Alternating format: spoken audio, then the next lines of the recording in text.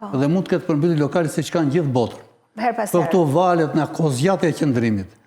Këtu porime dhe tërë që shkatrojnë. Ka ndejtë, po.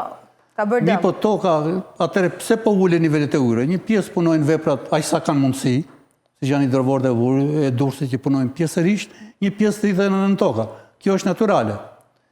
Pra, kjo gjendje është. Pra toka është ngopur edhe... Po është ngopur dhe ka një nivel caktuar thithje. Po, dhe do ta bëjmë nga dalë procesin e tërë. Po, edhe një gjë tjetër. Ti merr Shkodrën, e cila është nga Shkodra është nga qendra... Sa vite ka që përmbytet Shkodra? Historikisht do përmbytet. Historikisht, e mbaj mend zonë. Tani shnot. Aty kalon 52% të ujrave të Shqipërisë. Krizohen 3 lumej. Pra, është Drini, është Buna, që vjen nga Moraqa, nga liqeni i Shkodrës, që është lumi madh Moraqa, është Kiri plus Pro i madh. Në tërësi, ajo është në kodën 8, ka 20 kilometër vi të lumit, mund të kthehet e lundrueshme, në atë zonë që prodhon 10% të prodhime bujqësore të bujqësisë, me afërsisht rreth kaq, nuk është bërë asnjë investim. Dhe ato fshatat me obot me gjithë ato janë të mbytura, histori do mbyten. Janë të mbytura historikisht, po edhe vjosa.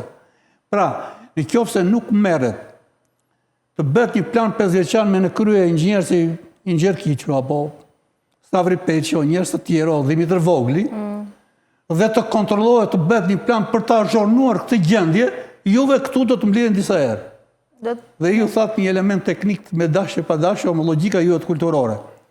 Që kjo tokë e ngopur me ujë nuk thith më, në si niveli fillestar. Ndërsa kur këto janë dhe betonuar, niveli ujrave që shkarkohet është dhe më i madh që tha profesori. Nuk di nëse e arriti qëllim. Po. Prandaj me në kryeministrin e bujqësisë, merrni emisionin e drejtueses, nxjini pikat kryesore, mos u merrni më shumë me evidentimin e gjendjes, sepse kjo është një anë e problemit. Ajo po bëhet, do jepen ato para. Edhe ka një kosto. Jo, ka dhe një kosto. Dhe kosto që bëhet, ose që shpenzohet për të realizuar, për të eliminuar përmbytjen, është disa herë me madhe se sa planet 5 vjeçare ose grupet e kontrollit të projekteve dhe zbatimit. Flasim pak zënqeqari për kontaminimin e ujrave, për problemet shëvin. Dhe duket sikur ne nuk marrim asnjë masë në këtë dhe as nuk sqarohen qytetarët për atë se çfarë ndodh. Nuk funksionon shteti këtu, do të thonë duke filluar nga vitet 90, shteti ka një degenerim administrativ. Jo, po të them dhe një rast konkret. Në raste konkrete. Ne kemi pas një sekretare në punë, një grua të vjetër. Dhe ne kur prishnim gardhin e një fshat, një katondari, ishte dhe vinte një letër do t'i kthenin përgjigje dhe masat që i marrë kryetarit këshillit, komiteti ekzekutiv, komiteti partisë. Dhe masat i do merrnin. Sot kjo nuk funksionon.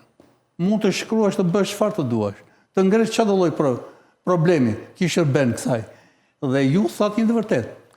Kjo kullimi, dëmtimi ekonomik është njëra anë, po ndotje që krijohen në qëndrimi disa ditori ujrave.